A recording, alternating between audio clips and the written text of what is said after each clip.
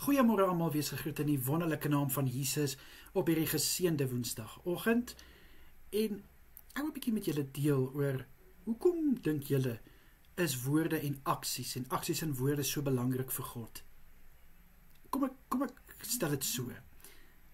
Kan 'n deur wat gesluit is sonder 'n sleutel oopmaak? Nee, tensy jy hom afskop, maar dis nie nou waaroor ons praat nie. 'n Deur het 'n sleutel nodig om oop te sluit. Nou kom ons vat nou so, as jy 'n sleutel het, obviously het hy 'n deur nodig om by te werk. En dit laat my so dink, maar dit is hoe woorde en aksies ook is. Julle weet, almal sê altyd actions speak louder than words, en ek stryd glad nie daarmee nie. Want kom ek stel dit so, dit help nie 'n mens sê, okay, ek kan nou nie eintlik dit sê nie, want ek is nie in 'n verhouding nie. Maar julle wat in 'n verhouding is, of julle wat getroud is, as jy vir jou lewensmaat sê, ek is lief vir jou, maar jy wys dit nie, wat help hy woorde dan? Of jy doen alles, maar jy sê nie jy is lief vir die persoon nie, dan gaan die persoon wonder, maar hoekom doen jy dit dan? So dit wys vir jou kind van God, woorde en aksies is so belangrik, en God noem dit in menigte plekke in die Bybel, van moenie net laat julle woorde is nie, maar word daders. Jakobus 1 vers 22 staan daar, moenie net hoorders wees nie, maar wees daders van die woord. En 1 Johannes 3 vers 18 sê, dat ons moet alles doen, in woord en in daad. So kind van God, dit wys net, hoe belangrik is dit, dat daai twee saam met mekaar gevoeg word. Jou aksies moet jou woorde kan staaf, en natuurlik moet jou woorde jou aksies kan staaf. Dis uiters belangrik.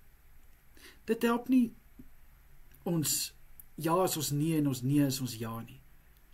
Jou ja moet jou ja wees en jou nee moet jou nee wees. Dit kom ook op dit toe. So dis wat ek graag bietjie met julle wou deel vandag, is dat laat ons toelaat, dat ons aksies ons woorde staaf. En natuurlik, dit wat jy doen, hoekom doen jy dit? Waarom doen jy dit? Sê dit. As jy vinnig kan sê, ek gaan iets doen, en jy doen dit dan, of jy doen dit nie, dit is net so goed soos, jy doen dit, maar sê, hoekom doen jy dit? Waarom doen jy dit?